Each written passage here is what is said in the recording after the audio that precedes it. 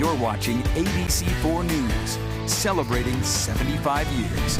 Thanks for staying with us. There's a new push for police reform on Capitol Hill. Congress considering legislation on the issue before, but the death of Tyre Nichols is sparking renewed interest at this point. Washington correspondent Hannah Brand explains where things stand right now in the nation's capital.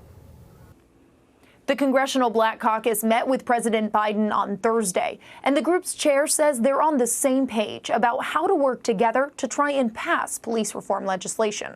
He should be alive today. The grief over the death of Tyre Nichols is being paired with calls for change. We're sick and tired of human beings being turned into hashtags. Nichols died after being beat by Memphis police officers during a traffic stop, evoking comparisons to the murder of George Floyd and sparking new conversations about making federal changes to law enforcement. My hope is this dark memory spurs some action. We need your help to make sure we can get the legislative actions that are necessary to save lives. The Congressional Black Caucus is leading the charge to reintroduce policing reforms, focusing on things like banning chokeholds and no-knock warrants and making it easier to prosecute officers. President Biden says he'll sign that legislation, but the White House acknowledges the difficulty of getting it passed. It will require Republicans in Congress to stop getting in the way of ensuring our justice system lives up to its name. Republican Senator Tim Scott was previously part of reform discussions that failed in the Senate, and he says it was Democrats who blocked it. Politics too often gets in the way of doing what every American knows is common sense. Senator Scott says he is willing to start those negotiations again. But Senator Josh Hawley argues with crime on the rise across the country, there are other reforms to focus on. I'd like to see 100,000 more cops on the street. I'd like to see pay raises for cops in Missouri and all across the country. The chair of the Congressional Black Caucus says he recognizes any legislation will need bipartisan support. And he says he's reached out to Senator Scott to try to restart that conversation. In Washington, I'm Hannah Brandt.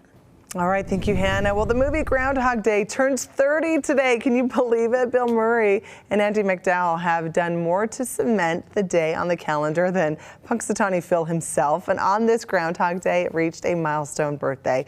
The Bill Murray comedy classic from 1993, celebrating 3 decades. In the film, everyone heading to Gobbler's Knob for the festivities. Excuse me, where's everybody going? To Gobbler's Knob. It's Groundhog Day.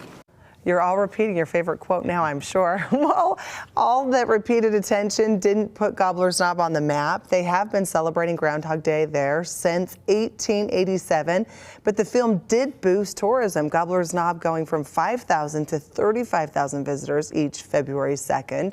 Groundhog Day is considered one of the best comedies ever, said Glenn Mills, sitting at 94% on Rotten Tomatoes. Critics praising Bill Murray's ability to play the protagonist and antagonist all at the same time. Now, Bill's saying it's probably the best work he's ever done.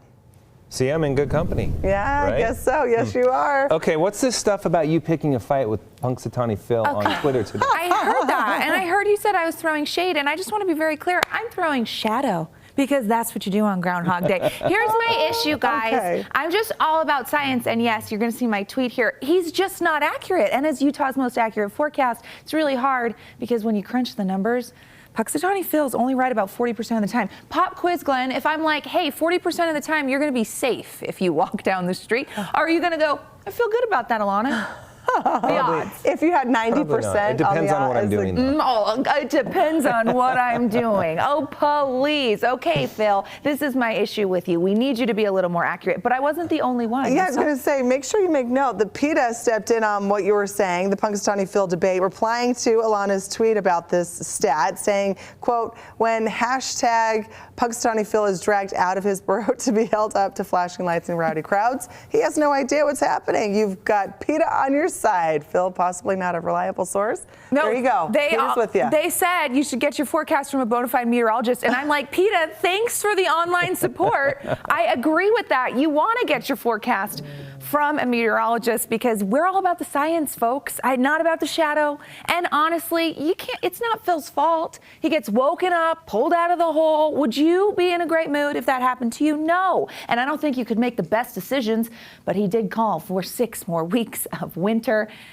And Maybe his specialty is New England. Let's talk about Utah. I wouldn't mind 6 more weeks of winter, though, because it means a little more snow for the mountains, and we would gladly take that. We've been battling bad air closer to home today. This was the sunset over the Oakers. Scott Taylor catching that one so pretty, but you notice hazy, especially at the base of our mountains. And as we head into tomorrow, we actually see unhealthy air holding on for the Wasatch Front. That does include up in Cache Valley, Box Elder County. What you're seeing in orange is unhealthy for sensitive groups, but you just don't want to spend too much time outdoors with bad air out there and elevated particulate matter. We're going to see that on the eastern side of the state as well.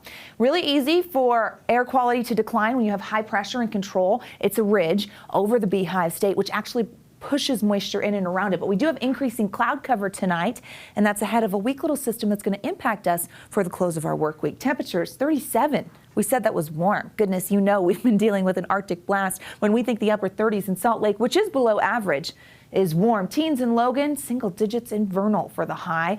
Below freezing for the I-15 corridor. Heading into tonight, we get another cold one. Be ready for it. Already into the 20s along the Wasatch Front, Salt Lake getting into the teens for those overnight lows, low 20s in some spots. So a heads up there. We will see those clouds sticking around. High pressure keeps us dry. Now we've seen this for several winters, and today's Thursday. So we look at our newest drought monitor, and I have to show you where we sit. The red you're seeing, that's extreme drought. It's a level 4 on a level 5 when it comes to the drought monitor. That extreme drought, though, this time last year, well, it's 20% higher. Look at those numbers. We were at 32% last year at this time when Mother Nature turned off the spigot. Also noticeable when it comes to that severe drought. So this is progress. Our wet winter helping us out. We'd love a soggy spring, and our water year has been really nice ever since November. Look at this, above average December, January. Let's keep the trend going for February.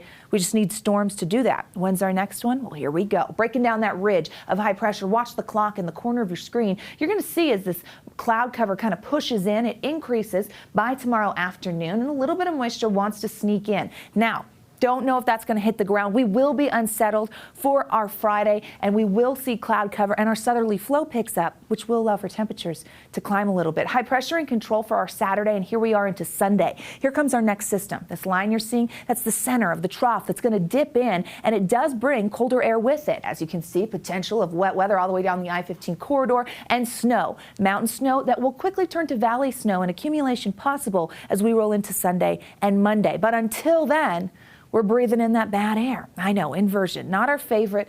We have to deal with it tomorrow. 20s, 30s, and we're hopeful with that Utah County number because they were cold all day today, but we see some 40s. We see Vernal staying very cold. Sub-zero tonight, 30s and 40s for the I-15 corridor, 54 in St. George, where we do have a warming trend and get back to the 60s. 60s. Well, that sounds beautiful. Slightest chance on Monday because of the system that's coming through. That storm, though, really targeting northern and central Utah, bringing the potential of some precipitation as we roll through the beginning of next week. Temperatures up to the 40s, then back down to the 30s, and an active pattern with a chance of another storm for Thursday. We'll take it, and I'm going to go out on a limb and say that's a little better than 40% accuracy. Phil, Glenn, Emily, over to you.